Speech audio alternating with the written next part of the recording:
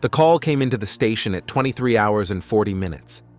Barclay Waverly was finishing his cooled coffee and preparing to end his shift when the dispatcher called. The woman's voice sounded tired but professionally clear. Detective Waverly, dead body in an office building on Prince Street, Building 78. Presumably an accident, but an examination is required. Barclay sighed, set the mug aside, and reached for his jacket. He'd seen enough accidents in his 48 years to know most of them turned out to be something else entirely.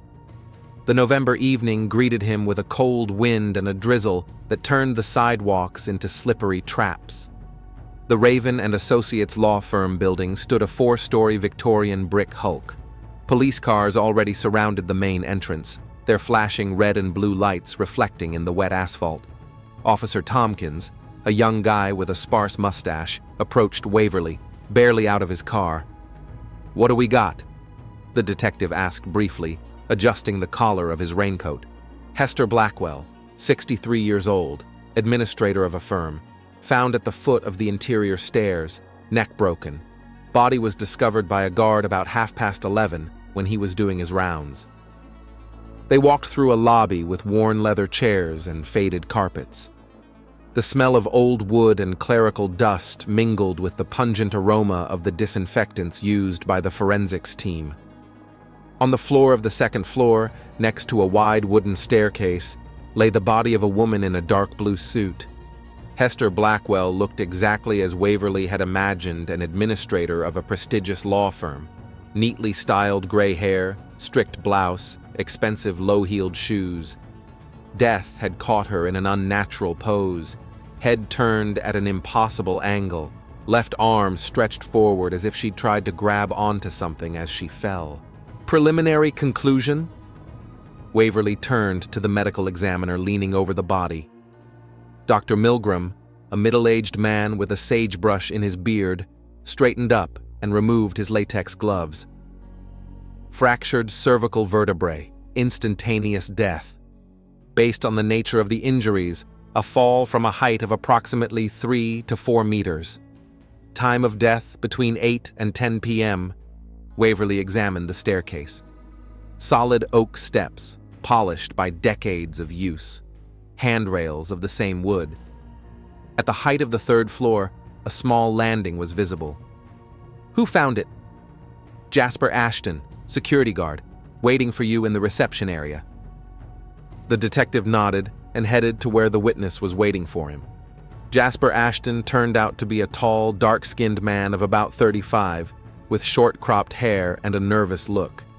He sat in a chair, clutching a plastic cup of water in his hands, and flinched at every sound. "Mr. Ashton, Detective Waverly, tell me what happened."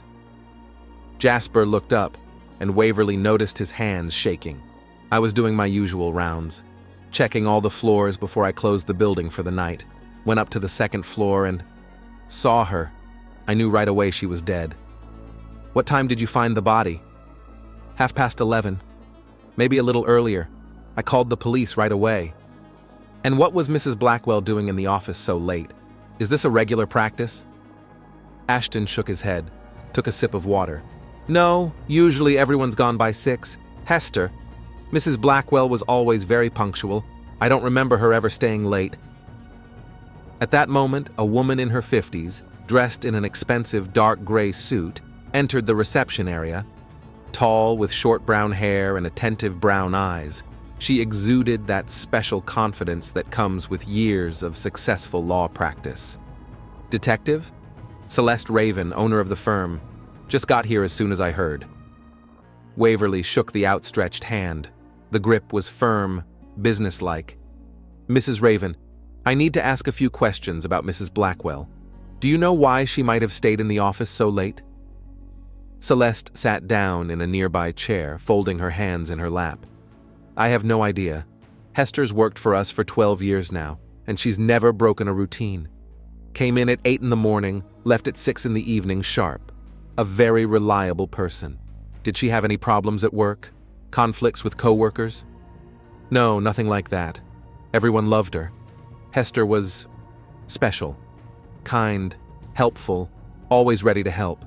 She had no family and work was everything to her. Waverly made notes in his notebook, glancing occasionally at Ashton, who was still nervously rubbing his glass. "Mr. Ashton, what time did you come on duty today?" 6 p.m., as usual. The day shift ends and I'm staying until morning. Did you see the staff leave? Yes, all of them. Mrs. Raven left about 7:30, the rest of the lawyers and assistants a little earlier. Hester, I thought she left too, didn't see her after 6. Celeste frowned. That's odd. Hester always said goodbye to me before she left, and to Jasper too, as far as I know. What's the building's security system like? Ashton visibly tensed. Electronic locks on all entrances, alarms, CCTV cameras. But the cameras weren't working today, they were shut down for maintenance. Who made the decision to disconnect them? I was instructed by the management of the company that maintains the system. They said they needed to update the software. Waverly looked up from his notepad. Mrs. Raven, did you know about this? Celeste shook her head with obvious bewilderment. No. No one informed me of the plans to disable the cameras. Jasper, are you sure of the source of this information? Yes. I got a call this morning. Said they were coming tonight for preventative maintenance. And did they come? No, they didn't come, but they told me the system would be shut down remotely. The detective felt a heavy silence hang in the air. Celeste looked at the guard with growing suspicion. Jasper, this is very strange. We have a maintenance contract and all work is agreed upon in advance. No one has the right to shut down the system without written notice. Ashton turned pale. The cup slipped from his hands and fell to the floor, splashing the rest of the water. Yeah, I don't know. I just got a call. I thought... Waverly watched the man's reaction carefully. There was something off about his demeanor. Too much nervousness for a mere bystander who had found the body. Mr. Ashton, let's go over this again. What time exactly did you leave the building at the end of the workday? I didn't leave the building. I told you I came in at 6 and stayed all night. So you were here when the accident happened? Jasper nodded, but his eyes darted around the room, avoiding direct contact. Yes, but I was on the first floor in the security room. Didn't hear anything. Wooden stairs are pretty noisy, especially when someone falls from the 3rd floor. Yeah, I had headphones, was listening to music. Celeste stood up, clearly upset. Detective, I'm afraid I have to go to the office. If you have any more questions. Of course, but I'll ask you not to touch Mrs. Blackwell's personal belongings just yet. We'll need to look around her workspace. The woman nodded and headed for the exit, but turned around at the door. Detective, Hester was a good person, a very good person. I hope you find out exactly what happened. When she left, Waverly focused on the guard again. Mr. Ashton, I need a list of everyone who had access to the building tonight. Employees only. Everyone has an electronic card. The system records all entrances and exits. Show me those records. They walked to a small room on the 1st floor where the security desk was located. There was a computer on a table, its screen showing a schematic of the building with various sensors. Jasper tentatively jabbed his finger at the keypad, bringing up the desired section. Here, last exit recorded at 18 hours and 32 minutes. Mrs. Raven's chart and Mrs. Blackwell's chart? She didn't come out. That is, the system didn't register an exit. Waverly thought for a moment. It appeared that Hester Blackwell had been in the building from the close of business until her death. But why had she stayed? And why on the exact day the CCTV cameras had been turned off? Jasper, do you often have problems with your security system? No, almost never. It's a very reliable system. Then explain to me why you agreed to its disabling so easily. The man was visibly sweating despite the coolness of the room. I thought it was a routine procedure. The voice on the phone sounded very professional. The detective closed his notepad and stood up. Mr. Ashton, you'll need to go to the station tomorrow morning for a detailed statement, and bring the contact information for the company that allegedly called you about disabling the cameras. Jasper nodded, but Waverly could clearly read fear in his eyes. Fear that was clearly not consistent with a simple accident. The morning greeted Detective Waverly with gray skies and a drizzle of rain. He arrived at the Raven and Associates office at 9 a.m. sharp when the building was just beginning to come to life after yesterday's tragedy. Employees entered the lobby with grim faces, whispering and casting stolen glances at the spot where their colleague's body lay yesterday.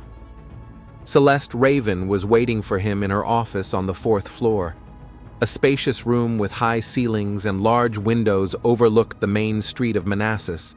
Floor-to-ceiling bookshelves filled 3 walls, and the 4th was decorated with diplomas and photos from various legal events. "Detective, come in, please. Coffee?" Waverly nodded and settled into a leather chair across from the massive oak desk. Celeste looked tired. There were shadows under her eyes, and her usually immaculate hair was a little disheveled. "You didn't sleep last night?" "It was hard to sleep after what happened. Hester, she was part of our family. Worked here longer than most lawyers." The woman poured coffee from an elegant silver turbo into thin porcelain cups. Her movements were slow, thoughtful. "Tell me more about her. What was she like as a person?" Celeste leaned back in her chair, cradling the cup in both hands. Hester was special, very dedicated to her work, never late, never left early. She had an amazing memory for details. She remembered all the employees' birthdays, their family problems, important dates. A true soul of the staff. Personal life? Never married. Said she hadn't met the one and only. Lived alone in a small apartment not far from here. Enjoyed gardening, reading novels, going to the theater. Waverly made notes, glancing at his companion from time to time. "And have you noticed any changes in her behavior lately?" Celeste hesitated, slowly turning the cup in her hands. Yes. For the last 3 or 4 weeks, Hester's been different, more lively or something. She's always been a cheerful person, but lately there's been some kind of special glow about her." "In what way?" "She was smiling more often, humming at work.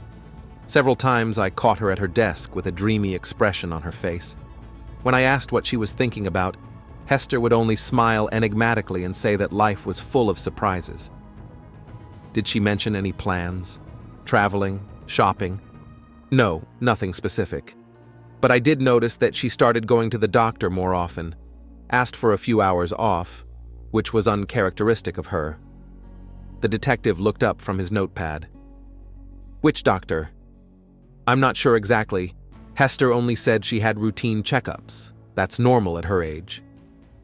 "Have you noticed her making any new acquaintances? Maybe someone calling her at work?" Celeste shook her head, but then stopped. "Although, now that you ask, the last few weeks she's really become more secretive about personal calls. Hester used to always answer the phone in my presence, uninhibited, and recently, I've seen her go out into the hallway a few times to talk. How often did that happen? About 3 or 4 times in the last month. Maybe more." "And did she start talking more closely with any of her coworkers?" Celeste frowned. I've actually seen her in conversation with Jasper a few times, our security guard. It struck me as odd because usually Hester only said hello to the guards." "When was that?" "About 3 weeks ago. They were standing in the hallway on the 2nd floor talking quietly about something. When I showed up, the conversation stopped immediately." Waverly made a note. "May I see her workplace?" Hester Blackwell's office was on the 2nd floor, directly opposite the stairway from which she had fallen. The small room with a single window overlooking the patio was furnished with simple office furniture. On the desk were neatly arranged file folders, a calendar, a few framed photographs, and a small cactus in a ceramic pot. The detective scrutinized the photos. One showed Hester standing next to an elderly woman in a garden full of flowers. Another showed her in a theater lobby, holding a play program. A third showed her at a corporate party surrounded by co-workers. "Is that her mother?" Waverly asked, pointing to the first photo. "Yes, she died 5 years ago. Hester took it very hard. In the desk drawers, Waverly found the usual office supplies, a few personal notes, and a small notebook with phone numbers. He flipped through it, noting recent entries. "Who's Dr. Finch?" he asked, pointing to a number written in neat handwriting. "I have no idea. Hester didn't mention anyone with that last name." In the bottom drawer, under a stack of forms, Waverly found an unsigned white envelope. Inside was a medical form with test results. The detective ran his eyes over the lines and froze. "Mrs. Raven, take a look at this." Celeste took the paper and read it. Her face gradually changed expression from surprise to utter bewilderment. "This can't be true. The analysis shows pregnancy. Due date is approximately 6 weeks. The woman sank down in her chair, still holding the results in her hands. "But that's impossible. Hester is 63 years old. She's long past menopause." Apparently, nature decided otherwise. Waverly picked up the form and scrutinized the date. The analysis had been done only a week ago. "Now I see why she's been so happy lately." "You think she knew?" "Judging by the fact that the results were in her private drawer, definitely knew." Celeste stood up and walked around the office. "But who? I mean, Hester didn't have affairs. At least she never told anyone about it.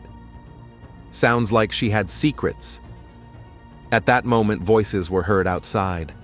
Waverly looked out the window and saw Jasper Ashton in the yard talking to someone on the phone. The guard looked agitated, gesturing vigorously with his free hand. "Mr. Ashton was supposed to be at the station by 10 o'clock this morning," said the detective, glancing at his watch. "It's 11:30 already. Perhaps he decided to come in here first," suggested Celeste. Waverly went downstairs and out into the courtyard through the service entrance. Jasper was still on the phone, standing with his back to the building. "No, I can't discuss this right now. Yeah, I understand, but look, I need time to think." The detective stepped closer, and Ashton, sensing his presence, turned around sharply. Seeing Waverly, he quickly ended the conversation. "I've got to go. We'll talk later." "Jasper, you're late. We agreed on 10 o'clock in the morning." The man looked even more haggard than yesterday. His eyes were red, as if he'd been up all night. "I'm sorry, detective. Yeah, I had business to attend to." "What business could be more important than testifying in a murder case?" "Murder?" Jasper turned pale. "But I thought it was an accident. As long as we're considering all leads. Come on, let's go talk." They walked to a small meeting room on the first floor. Waverly sat Ashton down across from him and pulled out a notepad. "Jasper, let's go over the chronology of last night again. What time did you come on duty?" 6 o'clock in the evening." "And what was the first thing you did?" "Took the day guard's shift, checked the log, inspected the control panel." "How long did that take?" Ashton rubbed his forehead nervously. "About 15 to 20 minutes. "So, by 6:45, you were free?" "Yes, roughly." "And what did you do next?" "Started to walk around the building." "Which floor?" "First floor, as usual." "Jasper, if you checked the first floor around 6:45, why didn't you see Mrs. Blackwell leave? According to you, she should have left the building by 6. The man was visibly sweating. "Maybe she was in the restroom, or in another room." "And you were on the second floor when?" "I don't remember exactly. Maybe 7, maybe a little later." "And you didn't see anyone there?" "No." Waverly leaned back in his chair. "Jasper, colleagues tell me you've been talking to Mrs. Blackwell a lot lately. About what?" Ashton visibly tensed. "About nothing in particular. Just the usual polite conversations." "Just about the weather?" "Mostly, yes." "Did she share any news with you? Plans?" "No, we weren't close friends." The detective pulled the test results out of the folder and placed them on the table. "Jasper, did you know Mrs. Blackwell was pregnant?" The man looked at the paper and his face took on an expression of extreme surprise. "What, pregnant? But she's 63 years old." Nevertheless, the fact remains, the due date is 6 weeks. Ashton leaned back in his chair as if he had received a physical blow. Yeah, I didn't know. How was I supposed to know? But you did communicate with her. She didn't mention going to the doctor. No, never. And about her good mood? Colleagues say she's been very happy lately. Maybe. Yeah, she's actually been happier than usual. Jasper, I need some honesty. What was your relationship with Hester Blackwell like? The man was silent for a long time, looking down at the table, then slowly raised his head. We talked sometimes. She was lonely, me too. Just friendly conversations. About what? About life. She'd talk about her hobbies, I'd talk about work. Jasper, are you married? No, I mean, it's complicated. What do you mean complicated? Ashton fell silent again, clearly struggling with himself. I have a girlfriend. We've been together for 2 years, but we're not signed yet. Does she know about your conversations with Hester? Why would she know? It was just work. Waverly made a few marks and closed the notebook. That's all for now, Jasper, but I'll ask you to stay in touch. As Ashton left, the detective reflected on the information he had received. There were too many coincidences. The older woman's pregnancy, the cryptic conversations with the security guard, the security cameras turned off that very day, and most importantly, Jasper's nervousness, which clearly exceeded the normal excitement of a witness. After Jasper left, Waverly decided to check Dr. Finch's number, which he had found in Hester's notebook. A telephone call to the directory gave a quick result. Cordelia Finch, a psychiatrist, was seeing a private clinic on the outskirts of Manassas. The drive to the clinic took half an hour. The modern 3-story glass and light brick building was located in a quiet neighborhood surrounded by old oak trees. The spacious lobby smelled of expensive perfume and fresh flowers. At the front desk sat a young woman with a professional smile. Dr. Finch is with a patient right now. Can you wait? Waverly showed his ID. Police investigation. I need to speak to the doctor about one of her patients. The expression on the girl's face changed instantly. Of course. I'll let Dr. Finch know. 10 minutes later, a woman of about 45, with short gray hair and attentive blue eyes, emerged from the office. Her strict gray suit emphasized her professionalism, but there was a warmth in her manner. Detective Waverly, Cordelia Finch. What can I do for you? Doctor, Hester Blackwell died yesterday. She had your phone number in her records. The psychiatrist's face darkened. Hester died? My God, what happened? She fell down the stairs in her office. We're still looking at an accident. Come into my office. The spacious room was furnished in calm colors. Upholstered armchairs, bookshelves, a few paintings of calming landscapes. On the table was a picture of a woman with 2 teenage children. Hester was a patient of mine? Waverly asked, settling into a chair. Dr. Finch shook her head. No, she never came to me for help, but we met about a month ago under rather unusual circumstances. What kind of circumstances? A young man, Jasper Ashton, came to see me. He was in therapy for an anxiety disorder and a family history of mental illness. Waverly pulled out a notepad. Family history? Yes. Jasper has an aggravated heredity on his father's side. Grandfather suffered from schizophrenia, father too. Jasper was very afraid the disease would manifest itself in him. And did it? No, thankfully. But worrying about it was seriously poisoning his life. We've been working on self-acceptance, on fear management. The doctor poured water from a carafe and offered the glass to the detective. And how did Hester get involved in this story? A month ago, Jasper came in for a session in an extremely agitated state. It turned out that his girlfriend was pregnant. Girlfriend? Yes, a woman much older than him. Jasper was in a panic because he realized if they had a baby, there was a chance he could pass the schizophrenia on to it. Waverly felt his pulse quicken. Finally, the threads were beginning to weave themselves into a pattern. Did he give this woman's name? Hester. He said she worked in the same office as him. They had an affair, and now she's pregnant. How did Jasper feel about this pregnancy? Dr. Finch twirled the pen in her hands thoughtfully. He was terrified. Jasper begged Hester for an abortion, explained to her about heredity, but she refused to listen to him. What exactly did he say? That Hester was happy about the pregnancy, that it was her last chance to be a mother. She didn't want to hear about any genetic risks. Waverly wrote down every word. And what was your assessment of Jasper's condition? He was on the verge of a nervous breakdown, kept saying he couldn't let a sick child be born, that it would be cruel to him. Did he make any threats? The doctor fell silent, clearly pondering the boundaries of doctor-patient confidentiality.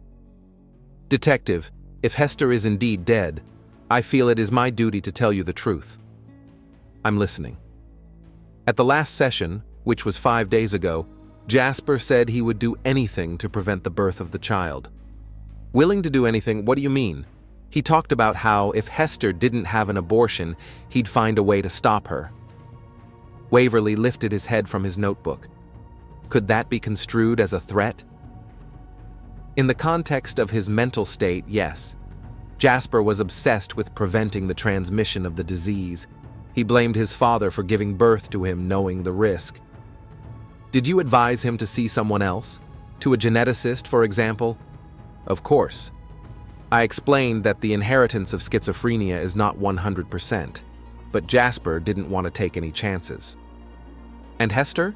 Have you met her? Once. Jasper brought her to a session, hoping I could convince her of the danger. And how did that meeting go? Dr. Finch smiled sadly. Hester was glowing with happiness. She told me how she'd been dreaming of having a baby for a long time, how it seemed like a miracle at her age. When I started explaining about the genetic risks, she just didn't want to listen. What exactly did she say? That any baby is better than no baby, that she could give it so much love that no disease would matter. Waverly felt sadness at those words. The woman who had dreamed of motherhood all her life had finally gotten her chance and wasn't about to give it up. Jasper, how did Jasper react to her words? He was furious, screamed that she was selfish, that she only thought of herself. Hester cried and left. And he stayed? Yes. And told me that it was clear to him now, that Hester would never listen to the voice of reason. Were those his last words for that day? No. He also said... The doctor was silent. He said that if the system wasn't working, you had to break it. Waverly felt a chill. What did he mean by that? I don't know exactly, but in the context of the conversation, it sounded threatening. After speaking with the psychiatrist, the detective decided to check Jasper's alibi. Ashton claimed he hadn't left the building the night of Hester's death, but what if that was a lie? The Prince Street office building stood on a busy street. Across the street was a small cafe called Mary's, and across the street was a bus stop. Waverly decided to start at the cafe. The owner of the establishment, a full woman in her 50s with kind eyes, recognized Jasper's picture immediately. Sure, I know the guy. He comes in for coffee sometimes. He's tall, always polite. Did you see him the night before last? The woman hesitated. The night before yesterday. Was it Tuesday? Yes. I think I saw him. He was coming out of the office building in a hurry to get somewhere. What time around? After 7, I think. We were getting ready to close. Maybe 8:30. Are you sure it was him? Absolutely. I remembered him well because he looked really upset. Didn't even say hello, though he usually always nods. And how long afterward did he come back? I don't know if he came back at all. We closed at 8 and I went home. The next stop was the bus stop. An elderly man in a city transit uniform was on duty there. Last night? Yeah, I remember that guy. Took the number 12 bus, route to South Side. What time? About 8 o'clock. The bus was a few minutes late. And did he go back? Yes, the last bus. It was about 10 o'clock in the evening. Waverly felt a sense of satisfaction. Jasper's alibi had fallen apart. He had left the building about 8:30, gone to Southside, and returned by 10. It was just in the interval between that time that Hester's death had occurred. The detective decided to check what was on the south side on the route of the 12th bus. It turned out that the terminus was near a large shopping center and an apartment complex. At the mall, a security guard confirmed that he had seen Jasper last night. He was shopping, looking for something, went into the drugstore, then the hardware store. What was he buying? I don't know at the drugstore, but at the hardware store he got rope and gloves. Rope? Yeah, it's a sturdy climbing rope. Waverly asked to see the mall's security cameras. The footage clearly showed Jasper buying a skein of rope and rubber gloves. The time on the footage was 8 hours and 42 minutes in the evening. Walking back to the office, the detective reflected on the information he had received. The picture was becoming clearer and clearer. Jasper had known about Hester's pregnancy, had tried desperately to get her to have an abortion, had bought rope and gloves on the night of her death. Most importantly, he lied about not leaving the building. A surprise awaited him at the office entrance. Celeste Raven was standing beside her car, talking to a tall, dark-skinned woman in her 30s. Upon seeing the detective, both turned to him. "Detective Waverly, this is Fiona Ashton, Jasper's girlfriend. She wants to talk to you." Fiona was a beautiful woman with intelligent eyes and a confident posture. There was a sense of character in her appearance. "Mr. Waverly, I need to tell you something about Jasper." "I'm listening." "He's been acting very strange the last few weeks. He's been jumpy, irritable. He hasn't slept much. He's been thinking about things." "Has he explained what's bothering him?" Fiona shook her head. "Only said there was trouble at work. But I've known Jasper for 2 years now, and he's never had a condition like this.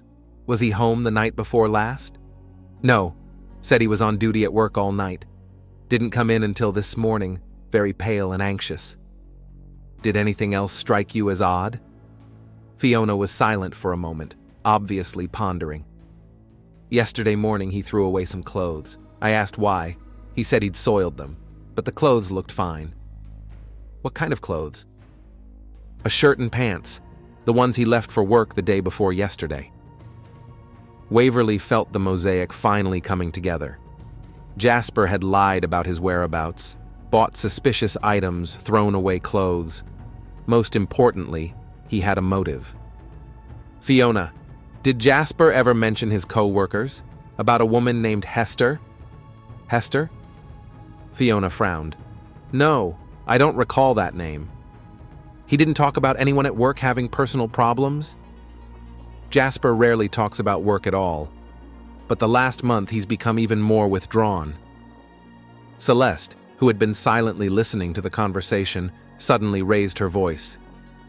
"Detective, do you think that Jasper—" "So far, I'm only gathering facts," Waverly replied cautiously.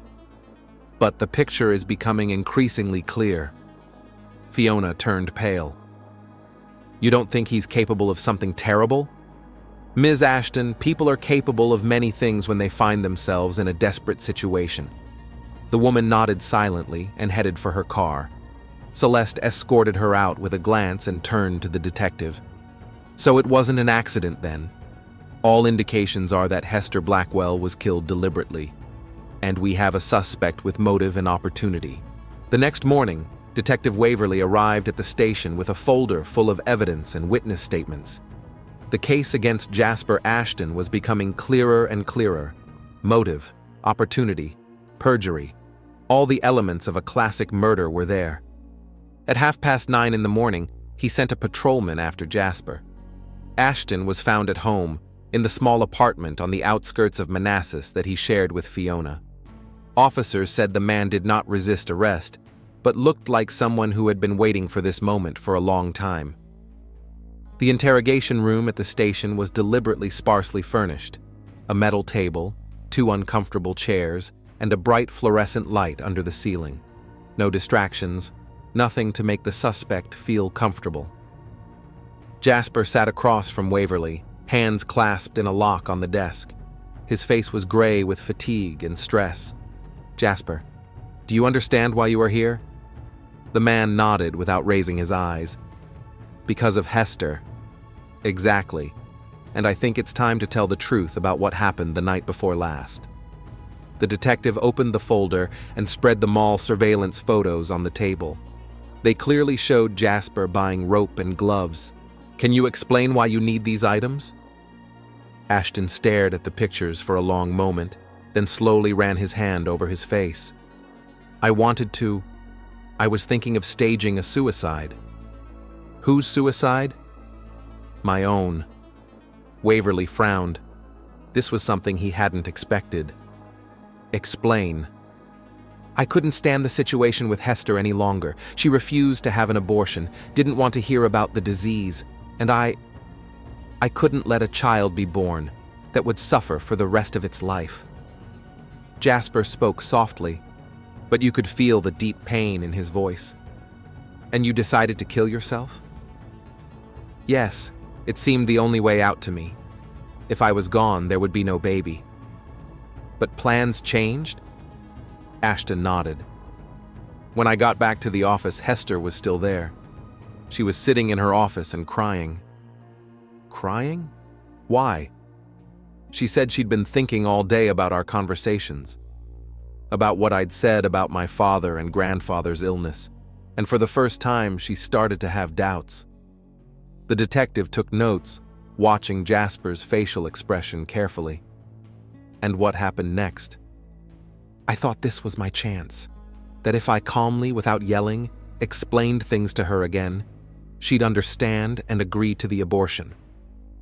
"Did you talk for a long time?" "Over an hour. I told her about my grandfather, how he was tormented by voices in his head, how he tried to kill himself several times, about my father, who spent half his life in mental hospitals." Jasper paused, swallowing back the coming tears. Hester listened very carefully, asked questions. I thought I was convincing her. But something went wrong. At the end of the conversation, I asked her directly if she'd be willing to have an abortion for the sake of the baby. And she answered. The man fell silent, staring down at the table. "What did she say, Jasper?" "She said that it was all very sad, but that her decision hadn't changed. That at 63, this was her last chance to be a mother. That any child was better than no child at all." "And how did you react?" "Yeah, I don't remember exactly. I felt such rage. She listened to all the pain, all the history of my family, and she didn't care." Jasper raised his eyes to the detective. Despair read in them.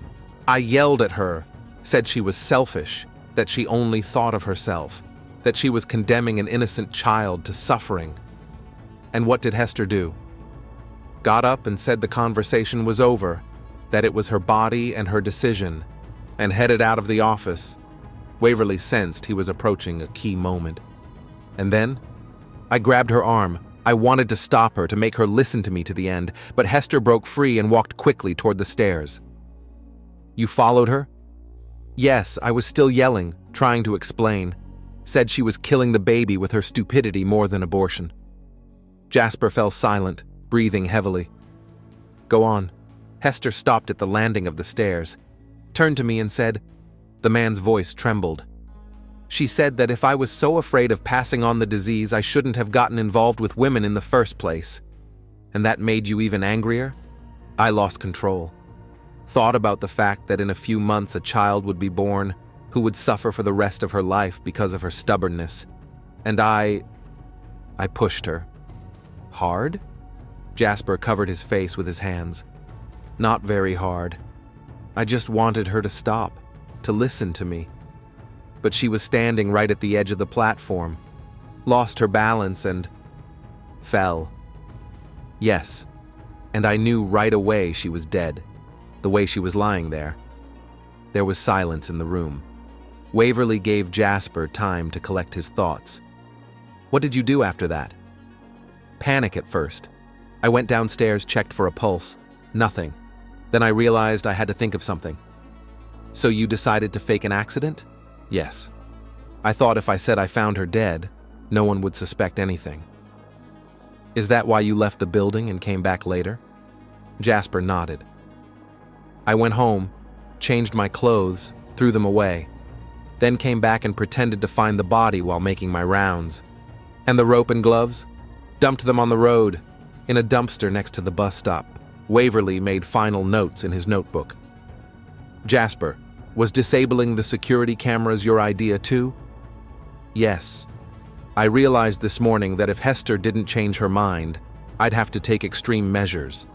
I called the office on behalf of security and told them the systems would be shut down for preventive maintenance.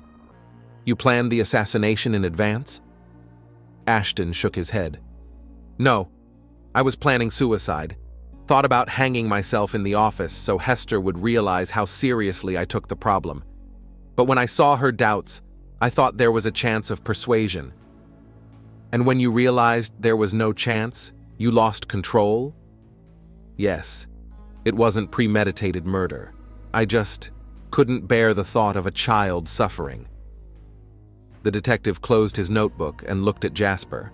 You do realize that an accidental push is still murder? I understand, and I'm willing to take responsibility. And do you regret what happened?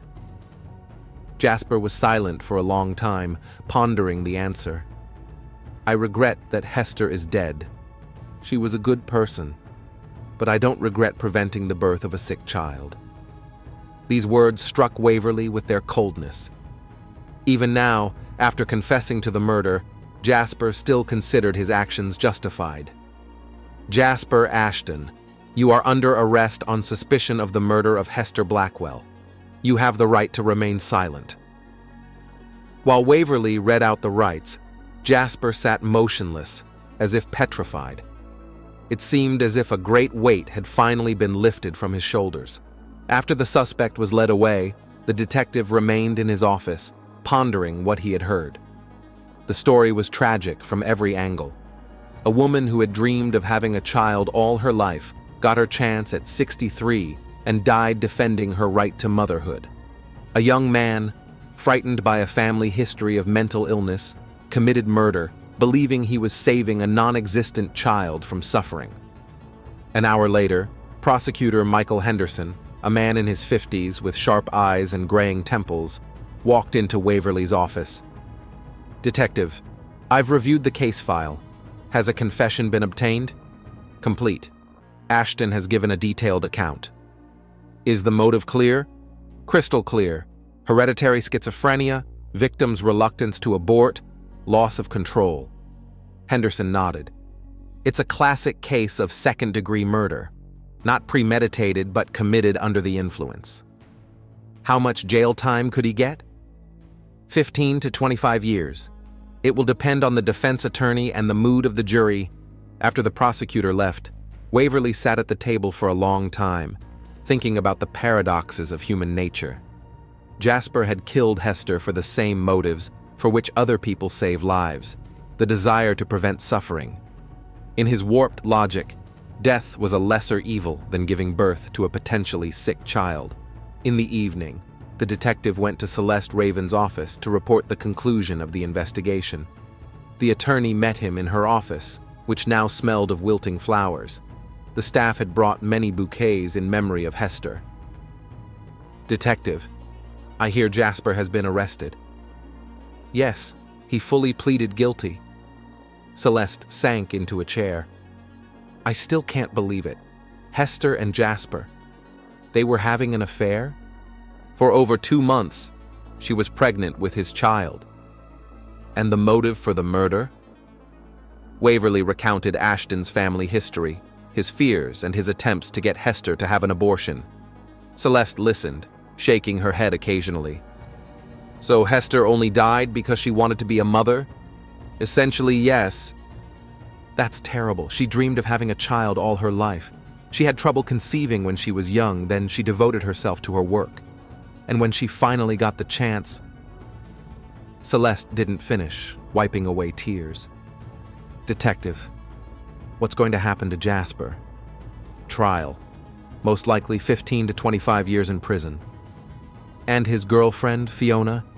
She didn't know about the affair or the pregnancy. It was a shock to her. The women were silent, each immersed in her own thoughts. "You know, Detective," Celeste finally said, "I think about the fact that Hester lived 63 years with dignity and honor, and died defending what she considered the most important thing in her life. It was heroic, in a way." Waverly nodded. There was truth in those words.